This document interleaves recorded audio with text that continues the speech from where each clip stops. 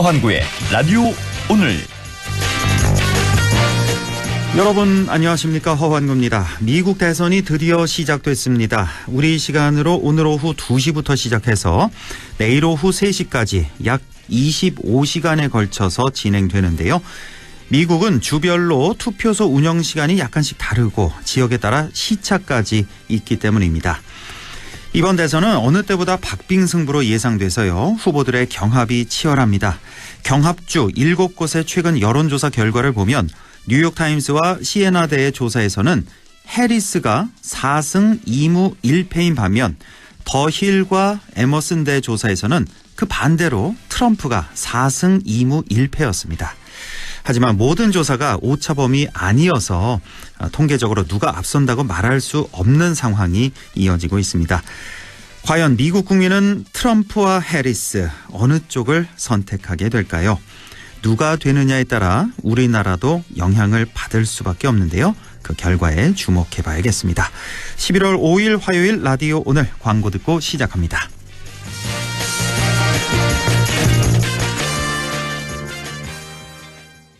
지금 직장인에게 가장 필요한 능력은 인내력, 정보력, 기획력, 영업력. 삼성금융 연금력. 삼성생명, 삼성화재, 삼성증권, 삼성자산운용이 함께 연금력을 만들어갑니다. 삼성금융 퇴직연금. 원금 손실에 유의하시고 자세한 내용은 삼성금융 참조. 마음에 폭풍이 몰아치는 하루였다면 잠시 귀 기울여 보세요. 이 소리는 스트레스 감소를 도와주는 안마의자 LG 힐링미의 마인드케어 사운드입니다. 휴식의 새로운 바이브 LG 힐링미 MX9. RSV 알고 계신가요? RSV는 독감 바이러스만큼 전염성이 강한 급성 호흡기 감염 바이러스로 영유아나 60세 이상 성인에서 감염 시 폐렴 등 심각한 합병증으로 이어질 수 있습니다. 주로 독감 바이러스와 비슷한 시기에 발생하는 RSV. 자세한 내용은 의사와 상담하세요. 이 광고는 RSV 질환인식 캠페인입니다. 오, 포토전기차 얼마야? 1,000만 원? 아니 1,000원. 1,000원? 말이 돼? 말 됩니다. 하루 약 1,000원이면 포터 전기차를 탈 수 있거든요. 이번 달 소상공인을 위한 저금리 프로모션 현대자동차 영업점에 문의하세요. 단 현대카드로 36개월 유예형 할부 후 일시납 필요. 건너오세요. 당신의 퇴직연금이 원하던 글로벌한 세계로. 내 연금 상품 그대로 중도해지 없이도 실물 이전은 지금이다. 수익률이 중요한 퇴직연금은 글로벌 투자하는 연금 미래에셋 증권으로. 원금 손실 유의, 투자 전 상품 설명서 및 약관 필독. 네, 라디오 오늘 화요일 순서 시작합니다. 1부 허승규의 청년 생각 함께하고요. 2부 이슈 오늘에서는 우리 금소마을을 배경으로 촬영된 애니메이션 영화가 있습니다. 바로 삼배 러버 피라미라는 영화인데요. 해외 영화제에도 초청될 정도로 아주 인기라고 합니다.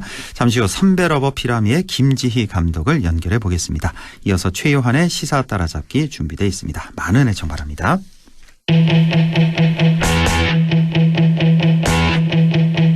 네, 허승규의 청년 생각, 오늘도 안동 청년 공감 네트워크 허승규 대표와 함께합니다. 어서 오십시오. 네, 반갑습니다. 네, 자, 지난 시간에는 대구 경북 행정통합 재추진 소식 전해주셨는데 오늘은 어떤 주제 준비하셨나요? 네, 지난 10월 29일 아시아 최대의 환경단체인 환경운동연합에서 전국 주차장 태양광 잠재량 평가 보고서를 발표했습니다. 네. 경상북도의 주차장 태양광 잠재력은 34만 킬로와트로 전국 17개 광역시도 가운데 무려 두 번째로 높았습니다. 네. 오늘은 날로 심화되는 기후위기 시대 경상북도의 주차장 태양광 가능성에 대해서 준비했습니다. 아, 이거 저도 얼마 전에 뉴스에서 잠깐 본 것 같은데. 뉴스에서 짧게 나왔습니다. 네, 오늘 좀 주제를 가져오셨네요. 저도 이렇게 보면은 특히 고속도로 휴게소 같은 데 이렇게 가다 보면은 어떤 그 휴게소 주차장은 이렇게 태양광 지붕이 이렇게 있고 네. 있는 곳이 있고 없는 곳이 있는데 전국의 모든 휴게소에 다 좀 그걸 설치를 했으면 좋겠다는 생각을 했거든요. 그럼요. 평소에. 예. 자, 오늘 그 관련된 주제. 자, 그러면 환경운동연합에서 이제 전국 주차장 태양광 잠재력 평가 보고서를 발표를 했다는 말씀이신데 그 내용 간단히 좀 소개해 주시죠. 네, 이 보고서에 따르면 전국의 59획 이상 주차장에 태양광 발전기를 설치할 경우에 2.9기가와트 용량의 설비로 효율을 한 20%로 계산을 합니다. 네. 그러면은 5,100기가와트의 전력을 생산할 수 있습니다. 이렇게 말하면 감이 안 오시죠? 감이 안 와요. 예. 이게 2023년 국내 전기차 전체 전력 소비량의 2.4배 정도가 되는 꽤 큰 양입니다. 세종시 네, 소비 전력량보다 더 높은 수준의 잠재량인데요. 그러니까 전국에 59획 이상, 그러니까 50면 이상의 주차장에 태양광 발전기 다 설치할 경우에 했다고 쳤을 때 그럴 때 그 용량이 어느 정도냐? 바로 우리나라 전기차 전력 최대 그 소비량의 2.4배나 된다. 네. 그리고 세종시 소비 전력량을 상회한다. 1년 소비량을. 네, 세종시가 1년 소비량이 약 4,000기가와트 정도 돼요. 3,900 정도 되는데 5,100이니까 한 1,000기가와트 더 많이 생산할 수 있다는 겁니다. 어마어마한 거네요. 네. 그 지금 재생에너지 보급이 지체되고 있는 상황에서 이렇게 소비지 인근에 가용한 재생에너지 잠재량을 구체적으로 파악한 건데요. 네. 이번 조사에서는 그 17개 광역시도의 주차장 총 7,994개를 지역별, 유형별, 그리고 운영 주체, 공영이냐 민영이냐 이런 기준으로 분석했습니다. 구체적으로 살펴보면 전체 주차장 중에서 공영 주차장이 78%, 거의 80% 가까운 게 공영 주차장이고요. 예. 그리고 주차장 유형이 15개가 있는데 공영 주차장이 30%, 공원 12%, 대학교, 휴게소 순으로 가장 높은 잠재력 규모를 지녔고요. 네. 요 네 가지 공영 주차장, 공원, 대학교, 휴게소 합쳤을 때는 전체 잠재량의 63%를 차지하는 것으로 확인됐습니다. 아까 전에 휴게소 태양광 얘기하셨는데 휴게소도 비율이 크고 특히 대한민국의 공영 주차장이 노다지다. 말씀드리겠습니다. 네, 전체 15개 유형이 있는데 그중에서 이제 공영 주차장 제일 많다는 거. 이게 또 좋은 게 뭐 자연 훼손하는 게 전혀 없는 거잖아요. 지금 뭐 보면은 왜 태양광 보면 뭐 농지, 산지 이렇게 개간을 해서 태양광 설치를 하는데 그런 게 전혀 없으니까 기존 시설에다 설치한 게 이거 얼마나 좋은 겁니까? 네. 저는 이거 빨리 좀 했으면 좋겠다 하는 사람 중에 한 명이고. 자, 그러면 이 우리 지역 경상북도를 좀 보죠.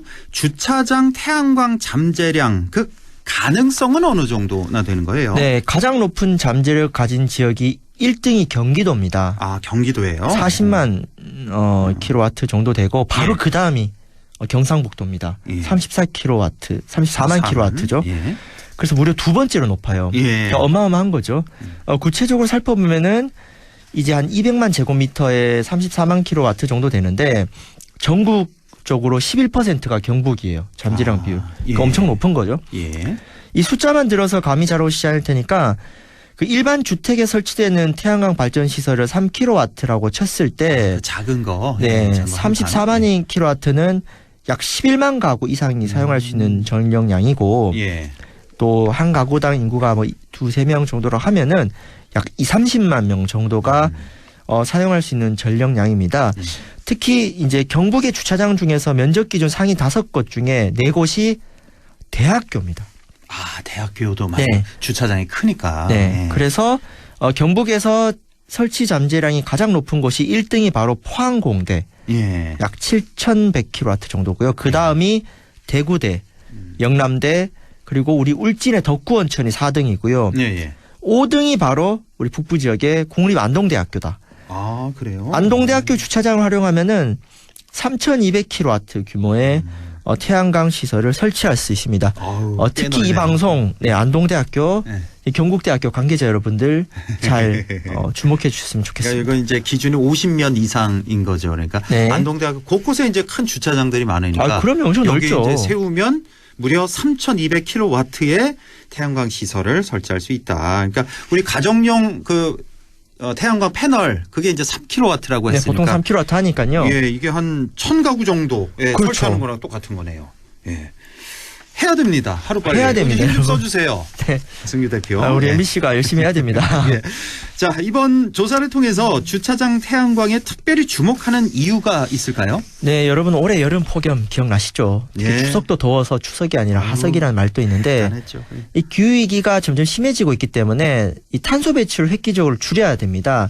그래서 전 세계적으로 탄소 배출이 적은 재생에너지를 확대하면서 석탄 화력 발전을 줄이고 있거든요. 예. 근데 우리나라 태양광 풍력 발전 비중이 세계 평균은 13%인데 2022년 기준 5.4%고 아유. 이마저도 지금 감소세입니다. 2020년에 4.6기가였는데 현재 3.2기가와트니까 계속 줄고 있어요. 그래서 이제 태양광을 좀 세계적 기준 늘려야 되는데 이 태양광 발전을 확대하는 데는 산지나 농지 해선 문제도 있고 좀 지역에서 여러 가지 좀 갈등이 나타나지 않습니까? 그렇습니다. 지금 현실적으로 할 수 있는 데가 뭐 건물 옥상에도 이렇게 하는 것도 많이 뭐 보긴 합니다만 대부분이 이제 산지, 농지 이걸 이제 훼손하면서 설치를 하게 되는데 자, 그렇다 보니까 이제 뭐 그냥 허가를 내줄 수는 없으니까 각종 이제 규제 또 뭐 그 지역 주민들 민원 이런 것들이 많죠. 많아서 이걸 개발하는데 현장에서 어려움을 겪기도 하잖아요. 네, 그래서 물론 산지와 농지 태양광 또한 뭐 그 자체로 개선은 필요한데요. 여하튼 주차장에 태양광을 설치하면은 산지나 농지를 훼손하지 않으면서 기존 부지 그대로 이용할 수가 있고요. 예. 특히 또 주차장의 태양광은 더울 때는 그늘 역할도 하고 이게 중요해요. 예, 그늘 눈비도 역할. 막을 수 있습니다. 그럼요. 그러니까 지금 좋은 점이 또 있죠. 거기에다가 또 시민들에게 주차장이 또 친숙한 시설이기 때문에 그 재생에너지 인식 개선에도 보탬이 되고 덧붙여 주차장에 바로 충전소를 설치하면은 전기차 충전소로 이용하기도 쉬워요. 아, 그러네요. 전기차 주차하고 바로 그냥 하면 되니까. 그렇죠.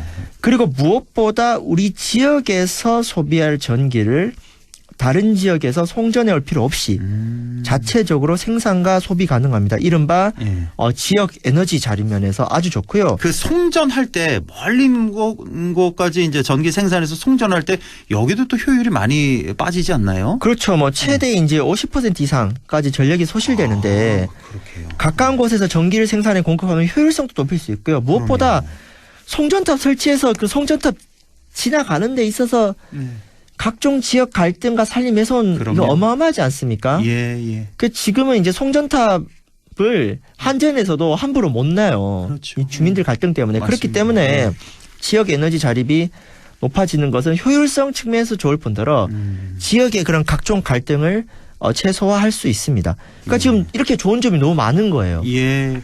이렇게 많은데 왜 이걸 안 합니까? 이번 정부 들어서 이게 태양광 발전 이거 친환경 에너지 자꾸 감축하잖아요. 그렇죠. 너무 이게 지난 정권이 했던 거에도 비판할 것도 있겠지만은 뭐 모든 게 다 잘못된 게 어디 있겠어요. 그래서 좋은 것은 개선을 해야 됩니다. 그러니까 개선을 해야 되는데 원전 좋다 이거예요. 그러니까 보는 시각이 다르니까 물론 뭐 반대하는 사람이 많기는 하지만 원전도 하고 태양광도 하고 풍력도 하고 신재생 에너지 많이 좀 발전시켜야죠. 예. 그렇죠. 너무 이념적으로 경도돼 있는 부분이 있고요. 예. 자, 그리고 아까 왜 공영 주차장이 절대 다수였죠. 네, 그렇습니다. 이제 민영 주차장도 있는데 사실 근데 이 민영 주차장 경우에는 이제 민간 소유자가 반대를 하면 난 안 하겠다 하면 이걸 강제를 할 수는 없는 거죠. 네, 그렇습니다. 그래서 민간 시설은 강제할 수가 없는데 근데 이번 조사에 좀 주목할 것은 공영 주차장 비율이 무려 78%입니다. 그러니까 어차피 공영이 많기 때문에 민간에 대한 어려움은 나중에 하면 되는 거고요. 특히 경북은 전체 비중이 79%, 전국 평균보다 1% 더 높아요. 그렇기 때문에 지방자치단체 등 공공기관의 의지가 따라서 충분히 활용 가능성이 높다고 할 수 있습니다. 네, 재생에너지가 활성화되어 있는 다른 나라 사례 좀 볼까요?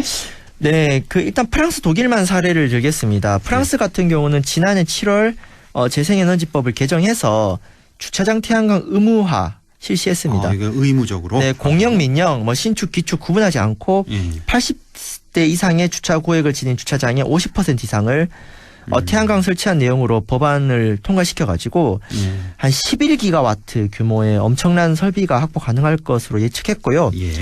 독일 같은 경우도 주별로 차이가 있지만 2022년부터 35대부터 100대 이상 주차장 역시 신축이냐 기축이냐 구분 없이 태양광 패널을 설치해야 됩니다. 이렇게 다른 나라에서는 적극적으로 입법이 돼 있다 보니까 세계 평균 재생에너지가 13%고 우리나라는 5%밖에 안 된다. 대한민국 분발해야 됩니다. 그렇습니다. 뭐 프랑스, 독일 사례를 들어주셨는데 다른 나라 아마 더 많이 있을 겁니다. 그렇죠? 그럼요.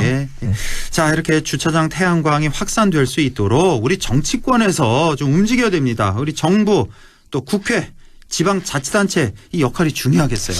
네, 그래서 이번 발표에서 주차장 태양광이 확산될 수 있도록 59획 이상 주차장의 태양광 설치 의무화 및 관련 예산 확대, 그리고 지자체의 주차장 태양광 확대 제도를 수립하고, 마지막으로 주민 참여형 재생에너지 사업 추진을 통해서 이익을 공유하고 인식을 개선하자는 등의 어떤 정책이 제안되었는데요. 예. 실제로 주차장 태양광 설치 의무화 제도는 지난 21대 국회에서 허영 이용선 의원의 대표 발의로 2건이 발의됐는데 네. 임기 만료로 폐기가 됐어요. 네. 그리고 올해 2024년 22대 국회에서는 법안 3건이 발의한 상태인데요. 벌써요? 예. 네, 국민의힘 김소희 의원, 예. 그리고 더불어민주당 이용선 허영 의원이 지금 3명이 발의를 했습니다. 예. 그래서 주목할 점은 여당인 국민의힘 국회의원과 제1야당인 더불어민주당 국회의원 모두 발의를 했다. 지난번 국회는 안 그랬거든요. 민주당 쪽에서만 했기 때문에 예. 이게 약간 정쟁으로 막 가는 거예요. 근데 이번엔 국민의힘의 기후정치인 김소희 의원이 같이 발의를 했다. 예.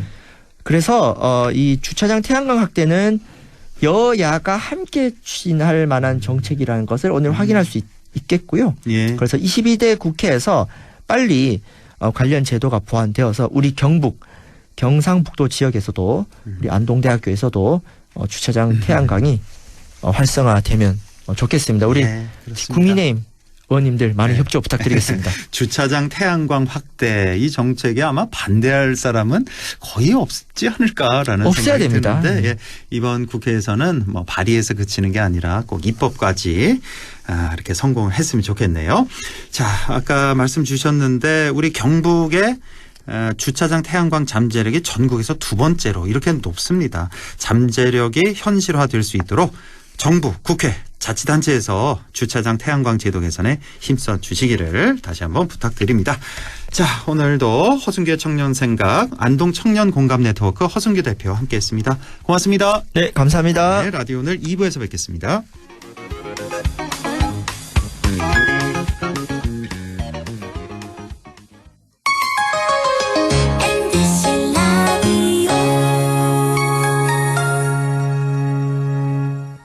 나에게 딱 맞는 대학, 나에게 꼭 맞춘 대학.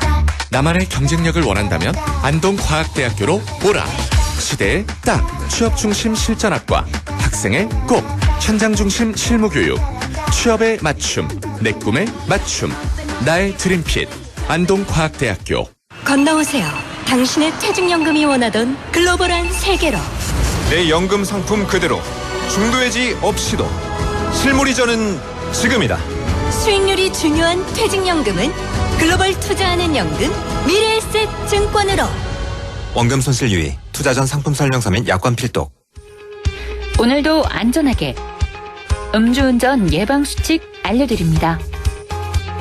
첫 번째, 술자리가 예정된 경우 미리 귀가 방법을 정하고 차는 가져가지 않는 것이 안전합니다. 두 번째, 음주 후 자전거나 전동 킥보드를 이용하는 것도 음주운전 처벌 대상에 포함됩니다. 세 번째, 과음을 한 다음 날에는 대중교통을 이용해 주세요. 숙취 음주운전 역시 처벌 대상입니다. 네 번째, 음주운전을 방조하는 경우에도 3년 이하의 징역형 또는 1,000만 원 이하의 벌금형에 처해질 수 있습니다. 적극적으로 말려주세요. 위험한 음주운전 미리 예방하여 소중한 생명을 지켜주세요.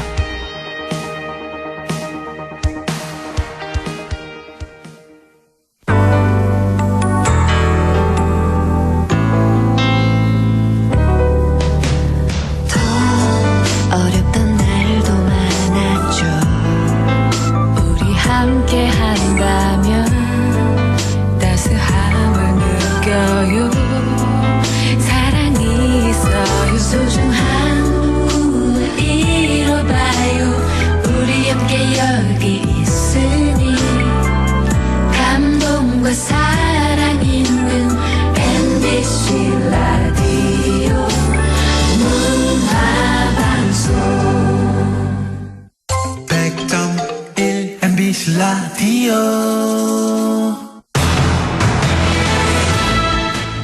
6시 25분 12초 지나고 있네요. 이슈 오늘 시작합니다. 우리 지역 안동의 금소마을을 배경으로 만들어진 애니메이션 작품이지요. 삼배 러버 피라미. 예. 김지희, 김서진 공동 감독의 작품인데요. 이 작품이 얼마 전에는 타이 국제영화제 공식 초청작으로 선정돼서 방콕에서도 상영이 된 바 있습니다. 자, 삼배 러버 피라미의 김지희 감독을 만나보겠습니다. 김지희 감독님 안녕하십니까? 네, 안녕하세요. 예, 반갑습니다. 자, 여러 독립 영화라든지 공연을 해오셨던데요. 잘 모르는 분들을 위해서 본인 소개를 좀 간략히 해주시죠. 네네. 안녕하세요. 저 김지희라고 합니다. 이렇게 라디오 오늘에 초대해 주셔서 너무 감사드리고요. 네. 저는 주로 서울 성북 지역하고 안동의 금소마을에서 다양한 창작 활동하고 있는 시각 작가이기도 하고 영화 감독이기도 하고요. 예. 제가 아무래도 마을이나 이제 개인 이야기, 소소한 이야기들에 관심이 좀 많아요. 예. 근데 이런 또 텍스트들이 때로는 약간 신화나 전통이나 미래라는 생각이 들어서 이런 부분을 조금 탐구하는 자세로 약간 예술을 하고 있는 작가입니다. 반갑습니다. 예. 네. 서울과 안동을 오가시나 보네요. 지금 금소마을에서도 활동을 하고 계시고요. 네네네. 그렇군요. 예. 자, 삼배 러버 피라미가 최근에 방콕을 다녀왔습니다. 지난 23일부터 26일까지 태국 방콕에서 열린 제10회 방콕 타이 국제영화제 공식 초청작으로 선정이 됐는데요. 자, 소감이 어떠신지요? 일단 너무 기쁘고요. 네. 그 삼배 러버 피라미가 저와 김서진 감독이 공동 감독으로 해서 만든 스톱모션 애니메이션인데. 스톱모션 애니메이션이요? 이거 네네네. 설명이 좀 가능할까요? 이 말로써 이게 어떤 애니메이션인가요? 스톱모션이라고 하면?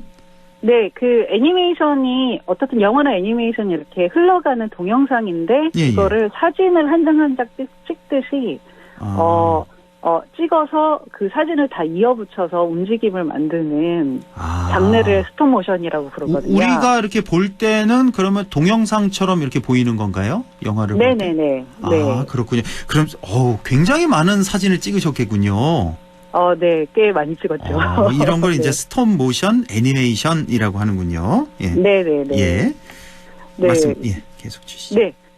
저희가 사실 요 스톱모션 애니메이션이라고 하면 다 그림 그린 거라고 생각하실 텐데, 저희가 마을을 담으면서, 마을에서, 한 장 한 장씩 찍어 나가다 보니까, 금소마을에서 놀고 또 도움도 받고, 저희도 또 도움 드리면서, 약간 소통하는 과정이 굉장히, 많았고요. 그리고 또 이런 에너지가 또 어떻게 보면은, 영화에 잘 녹여져서 국제영화제까지도 잘 전달된 것 같아서 굉장히 흡족한 상태고, 마을분들도 내일이다 생각하고 굉장히 좋아해 주시니까 좀 더 뿌듯한 마음이 드는 것 같습니다. 그렇군요. 그 태국 현지 반응은 좀 어땠습니까? 태국인들이 보기에? 사실 저희가 그 감독들이 그 태국 그 방콕 타이 국제영화제 분위기를 잘 몰라요. 저희도 처음 이제 듣게 된 그 영화제고, 근데 이제 이 영화제가 한 10년 정도 되었고, 저희가 조금 이제 얼리버드로 신청하다기보다 데드라인을 신청하다 보니까, 사실은 이제 지금 당장이라도 달려가고 싶은데 굉장히 늦게 발표가 나서. 그래요? 네. 현지를 못 가셨군요, 영화제. 네, 현지에 못 갔어요. 뒤늦게 10월 이제 신청을 해서. 26일까지 했거든요. 그랬군요. 예. 네네네. 자, 바로 우리 지역 안동 금소마을을 배경으로 제작된 애니메이션입니다. 자, 삼배 러버 피라미, 김지희, 김서진 공동 작품인데요. 자, 어떻게 해서 금소마을을 배경으로 삼으시게 된 건지 그 말씀 좀 해주세요.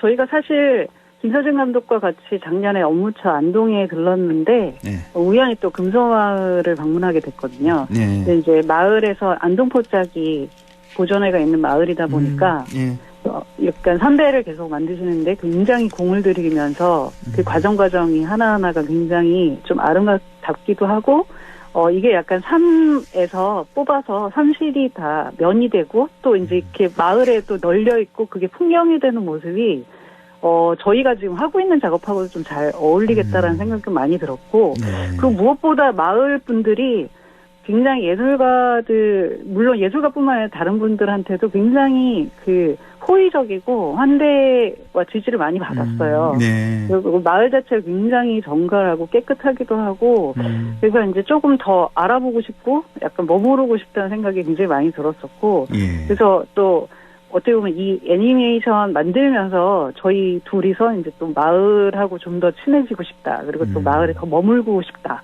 뭐 이런 신호를 보내고 있다. 라는 기분으로 만들었던 것 같습니다. 그렇군요. 네네. 우연히 업무차 안동에 왔다가 또 우연히 금소마을 가시게 됐군요. 거기서 네네네. 이제 그 삼배자는 이런 모습 등등 해서 그 금소마을의 매력에 푹 빠지셨다. 그래서 네네네. 이제 이 영화를 만드신 건데. 자, 안동 금소마을과는 이제 원래는 이제 인연이 없었던 거고 우연히 이렇게 인연이 맺어지게 된 건데, 안동이나 뭐 금소마을에 대한 소감 좀 여쭤볼까요? 어땠어요? 저희가 사실 이전에는 안동에 머물 연이 없었는데, 네. 작년에 또 우연히 저희가 이제 그 둘 다 예술가이기도 하면서 성북 지역에서는 좀 이렇게 거버넌스로 운영되는 축제라든가 이런 특히 축제 총괄 기획자 이력이 또 있다 보니까 작년에 마침 그 안동대학교에서 그 지역축제 기반한 관광기획자 양성과정을 좀 운영하게 됐거든요. 그러면서 이제 좀 안동을 자주 오게 되면서 또 이제 오는 중간중간에 금소마을 또 우연히 들렸는데 굉장히 좋아서 또 몇 번 오게 되고, 그래서 약간 사실 그 전까지는 좀 뭐랄까 전통 문화유산이 많은 도시다 뭐 이런 정도 이미지 이상을 가진 적은 없었던 것 같은데 그렇죠. 되게 드라마틱하게 올해 굉장히 거의 한 4도 3천 정도 하고 있는 것 같거든요. 그래서 안동시 약간 생활 인구 정도는 되는 게 아닌가 싶은 생각을 하고 있습니다. 일주일에 한 나흘은 서울, 사흘은 안동 이렇게 계시는군요. 네네네. 자, 삼배 러버 피라미는 정지된 물체를 움직여가며 촬영해서 이어붙이는 그런 스톱 모션 방식으로 제작됐다. 아까 설명을 주셨는데 그 줄거리도 좀 궁금하거든요. 어떤 내용입니까? 네, 저희 그 삼배 러버 피라미는 그 금소마을 보시면은 가로지르는 그 도랑이 있어요. 물이 흐르는. 맞아요. 네. 그 못도랑에서 실제로 삼배를 빠시기도 하고 실제로 지금도 그렇게 하시더라고요. 그래요? 근데 이제 우연히 거기가 보니까 피라미가 굉장히 많이 살고 있고 그래서 그 피라미가 못도랑에 사는 피라미가 어느 날 이제 그 못도랑에서 빨래를 하고 있는 사실은 그렇지만 어떻든 상시를 발견하고 이게 첫눈에 반해서 쫓아가는 내용을 담고 있는데요. 그래서 약간 금소마을에서 제작하신 이제 삼배짝에 관련된 자료나 이런 걸 바탕으로 삼밭에서 삼배 옷이 될 때까지의 좀 과정을 보여주는 교육 영화기도 하고 또 뭐 한편으로 이제 피라미가 이제 무트로 나와서 모험을 즐기는 로드 무비이기도 합니다. 네. 이 영화 상영 시간은 어떻게 되나요? 10분인데요. 10분짜리예요? 네. 짧군요. 네. 정확히는 한 9분 30초 정도 됩니다. 그렇군요. 그러니까 그 피라미의 시선으로 바라본 세상 뭐 이런 거네요. 그러니까. 네네네. 그런 셈이죠. 그러면 이 촬영은 아까 왜 사진을 다 찍으셨다고 했잖아요. 다 이제 금소마을에서 다 촬영하신 건지 또 촬영 기간은 얼마나 되셨는지 뭐 여러 가지 좀 궁금하네요.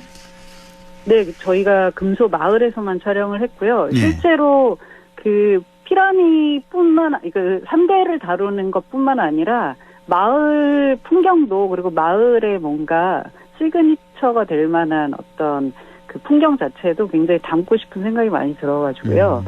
그 마을에서 이렇게 돌아다니면서 그런 것들 약간 뭐랄까 뭐 약간 핫스팟 같은 느낌으로 핫스페이스 같은 느낌 찾아다니는 느낌으로 뭐 그런 식으로 좀 촬영 많이 했고요.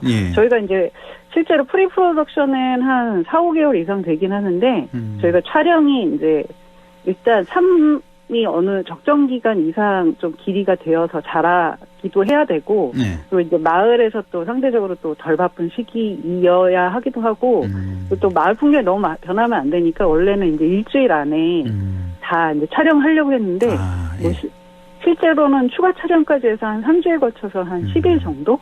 네, 그 정도 남짓 걸린 것 같아요. 네네. 그렇군요. 뭐 어떤 뭐 특별한 에피소드 같은 건 없었나요? 저희가 이제 아무래도 실제로 피라미를 약간 만들어서 실제 살아있는 피라미드 쓸 수는 없으니까 만들어서 빨리 도망가니까. 네. 그래서 실제 크기가 한 제 손가락 정도밖에 안 돼가지고 두께가. 그러다 보니까 이제 뭐 이렇게 마을 길바닥에 눕는다던가 이런 일이 되게 많았는데. 그 찍으려고, 엎드려서 찍으려고. 네네. 그러다 보니까 이제 저희 첫 촬영 때도 이제 지나가던 순찰하시던 소방대원들이 어르신 쓰러진 줄 알고 놀라가지고 괜찮냐고. 쓰러져 있는 줄 알고 촬영하고 있는데. 네네. 저희는 이제 잘 못 알아듣고 죄송하다 5초만 기다려달라 막 이러면서. 그랬군요. 네. 그리고 마을 분들도 실제로 저희가 처음에 인사드려 안녕하세요 인사드리고 다닐 때 그 길바닥에 엎드려 있던 그 친구들 막 이러면서 인사하시더라고요. 그래서 에피소드가 그런 에피소드가 좀 많이 있었던 것 같습니다. 그렇군요. 자, 이러다 보니까 혹시 후속작은 나오는지 이거 궁금해하시는 분들도 계실 것 같은데요. 어땠습니까? 후속작. 저희가 마을에도 계속 지금도 뭐 상영회도 같이 하면서 좀 머물다 보니까 굉장히 이 안동포 삼배뿐만 아니라 이게 담고 싶은 풍경도 굉장히 많고 이야기들도 많아서요. 그래서 이제 후속도 계속 생각을 하고 있고 또 이제 저희가 이제 금소마을에서 그 상영회 하면서 이제 뭐 이제 관광객들이라든가 여러분들이 이제 만나게 되는데 뭐 그림책으로 만들 계획은 없는지 물어봐 주신 분도 꽤 많아서 약간 출판 쪽도 더 시리즈도 만들 생각도 있고 출판도 조금 고민하고 있습니다. 그래요? 후속작 생각도 있고 출판 생각도 있고 그렇군요. 네네네. 다음 소재는 뭘로 하실까? 꼭 이 물고기 종류여야 됩니까? 안동에 뭐 메기, 쏘가리 이런 것도 좀 유명하고 그런데 다음 소재 뭐 생각하신 거 있으세요? 그런 시리즈도 굉장히 한번 잘 염두에 둬보겠습니다. 사실 저하고 김서진 감독이 이제 공동으로 작업하는 경우가 되게 많은데 저희가 원래는 이제 신화나 산신, 특히 또 여산신에 대해서 그동안 한 2020년부터 좀 꾸준히 작업을 해오고 있어요. 산신이요? 산신? 산에 있는 신령? 네, 산에 있는 신령. 저희 나라에 굉장히 많죠. 그래서 실제 20년도부터 영화뿐만 아니라 올해 같은 경우에 미디어아트 작업으로도 좀 구현을 해보기도 했고요. 그래서 아마 안동에서도 좀 안동 들을 때마다 약간 안동의 산이나 산신에 대한 탐색 이런 것도 좀 계속 부지런히 할 것 같고 그리고 이제 이 3대 러버 피라미드 후속도 열심히 도모를 해봐야죠. 네, 알겠습니다. 이 지금 방송을 들으시면서 나도 한번 좀 보고 싶다 하시는 분들 많이 계실 것 같은데 우리가 어떻게 해서 어떻게 작품을 볼 수가 있는 건가요? 저희가 이제 이 단편 영화가 실제로 이제 배급사도 있고 이렇게 영화제도 계속 출품이 될 예정인데 아마 2025년 정도까지는 이제 보통 영화들이 영화제에 가는 기간 동안에는 이렇게 오프라인이나 온라인으로 상영을 이제 완전 열어서 하지는 않거든요. 그래요? 네네. 그래서 이제 당분간은 이제 영화제에 뭔가 저희가 초청을 받았다. 이럴 때 이제 영화제에서 보실 수 있고 25년 이후부터는 저희도 이제 근데 대신 금소마을에서는 이제 금소시네마라고 해서 상영회를 종종 하고 있어요. 그래가지고 저희 금소마을에 오시거나 아니면 이제 영화제에 초청될 때 오시면 좋고 그 이후에는 저희 온라인 상영이라든가 아니면은 극장 상영이라든가 이런 부분도 신경 써서 준비를 해볼 예정입니다. 그렇군요. 영화제 가시거나 아니면 금소마을 직접 찾아가시면 보실 수 있다는 말씀입니다. 유튜브로나 이렇게 볼 수는 없는 거고 아직은 그렇죠? 네네. 알겠습니다. 자, 오늘 말씀 잘 들었습니다. 영화 3배 러버 피라미의 김지희 감독과 함께했습니다. 고맙습니다. 네, 감사합니다. 네, 시간이 많이 지났네요. 최희환의 시사 따라잡기 시작합니다. 자, 오늘은 미국 대선 현황에 대해서 최희환 시사평론가와 함께하죠. 평론가님 안녕하십니까? 예, 반갑습니다. 최희환입니다. 네, 오늘쯤 아마 우리 최희환 평론가가 좀 다뤄주시지 않을까 기대를 좀 했는데 이 대선 알아보겠습니다. 자, 오늘부터 바로 시작됐죠. 우리 시간으로 오후 2시부터 내일 오후 3시까지 이제 시작이 된 건데 자, 우선 사전 투표가 이번에 굉장히 활성화됐다. 지난주까지인가요? 4,100만 명? 근데 이번 주 훨씬 더 많아졌겠네요? 지금 보도 나오는 건 8천만 명이 넘었다. 8,100만 명이다라고 이야기를 합니다. 예. 지금 경합주는 더 이렇게 전체 출력 유권자 사전 투표 비율이 훨씬 더 높다라고 해요. 노스캐롤라이나 62% 가장 높다고 하는데 아마 지금 더 높아졌을 것 같아요. 그렇겠네요. 사실 지난 2020년 바이든 대 트럼프 대결은 코로나 대선으로 불렸을 만큼 상황이 좋지 않았기 때문에 사전투표가 급증했었거든요. 그때가 사전투표율이 69%고 그래서 전체 투표율 자체도 66.8% 굉장히 높았습니다. 그게 코로나라는 특이한 상황이었으니까, 코로나 대선이었으니까. 근데 지금은 그때보다는 적을 수 있겠지만 어쨌든 사전투표율이 상당히 높아요. 8,100만 명. 이 결론적으로 이렇게 늘어난 사전투표가 공화당과 민주당 가운데 어디에 유리할지 예측하기는 쉽지 않다. 민주당이 유리한 거 아니냐 이런 보도가 많던데요. 일반적으로 그렇게 이야기를 하는데요. 이게 이제 사전투표가 실제로 새로운 인구를 유입한 것인지 아니면 민주당을 쏠릴 것인지 공화당을 쏠릴 것인지 이건 정말 선거라는 건 뚜껑을 봐야 합니다. 네, 우리도 보도를 좀 이렇게 봐서 아는데 역대급 이 접전 아닙니까? 정말. 그래서 이제 이 사전 투표율도 더 높아진 거 아니냐, 요인이 되는 거 아니냐는 생각도 좀 드는데, 이번 사전 투표에서 작은 이변이 있었다고요? 그러니까 지난 두 차례 미국 대선에서 트럼프를 선택했던 아이오와 주에서 지금 결과 나온 건 아니지만 해리스가 이기는 걸로 나왔어요. 4%포인트로 역전했다라는 겁니다. 이게 2016년 대선에서 9%포인트, 2020년에서 8%포인트 차이로 트럼프가 민주당 후보를 꺾은 지역이란 말이죠. 여기는 공화당 텃밭이군요. 여기가. 선거인단 6명을 보유했는데 크진 않습니다만 당연히 그래서 트럼프 후보를 선택할 것이라고 예상을 하면서 이번 대선 승부를 좌우할 경합주로도 여기지 않았단 말이죠. 근데 여기서 해리스가 이겼다? 해리스가 47대 트럼프 44로 오차 범위 내지만 할 때 이겼다라고 결과가 나온 거예요. 여론조사상으로. 그러다 보니까 이건 이변이다. 물론 이제 트럼프 쪽에서는 이 여론조사는 튀었다, 잘못됐다라고 얘기하지만 이렇게 나왔다는 자체가 이변이라고 할 수 있는 거죠. 그렇겠네요. 경합주도 아니고 공화당 탓밭에서 해리스가 이기는 이런 여론조사 결과도 있었다. 하기야 트럼프는 또 워낙 샤이 트럼프 그 층이 많아서 까봐야 하는데. 자, 그나저나 이제 우리 같은 경우는 몇 시간 있다가 당선자 누군지 다 아는데 미국 같은 경우는 우리 지난번에 바이든 당선됐을 때 한 2달 걸리지 않았나요? 그렇죠. 이번 결과는 언제쯤 나올까요? 그러니까 일단 오늘부터 시작을 해서 전국 경합주에서 여론조사상 지지율 격차가 몇 번에 뒤집혔지 않습니까? 이게 제가 계속 이제 오늘 투표를 위해서 계속 여론조사를 계속 살펴봤는데 하루 걸러서 여론조사가 뒤집혀요. 참. 저는 그러니까 맨날 초박빙이다, 맨날 이렇게 얘기가 나왔었는데 이번 선거만큼 이 상황은 듣도 보도 못했던 선거예요. 일단 누가 선거인단 270명을 차지할 것인지 별의 숫자가 270이에요. 이게 가늠하기 어려운데 일단은 일부에서는 화요일 지나서 오늘 지나서 수요일이면 나올 수 있다라고 얘기하는 데도 있지만 이게 며칠 13일이 걸린다라든지 몇 주 후에 걸린다 이런 식으로 얘기가 나오니까 미국이든 한국이든 하여튼 예상하기가 쉽지가 않다. 그렇죠.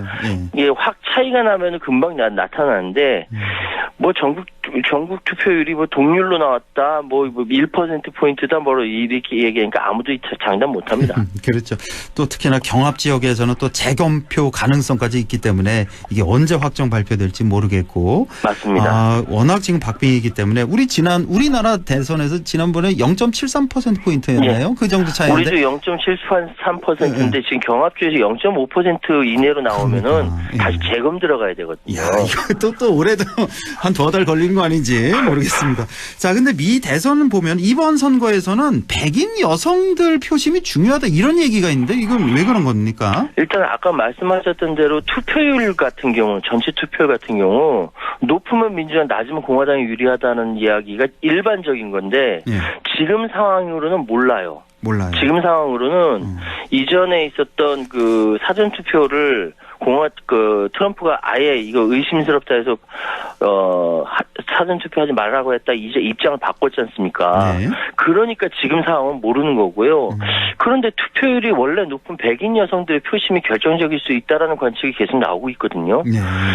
미국 인구의 한 30%가량 차지하는데 전통적으로 공화당을 더 많이 지지했습니다. 근데 2016년 대선에서는 힐러리도 트럼프에게 한 2%포인트 졌거든요. 2020년에는 7% 정도 바이든이 이겼어요.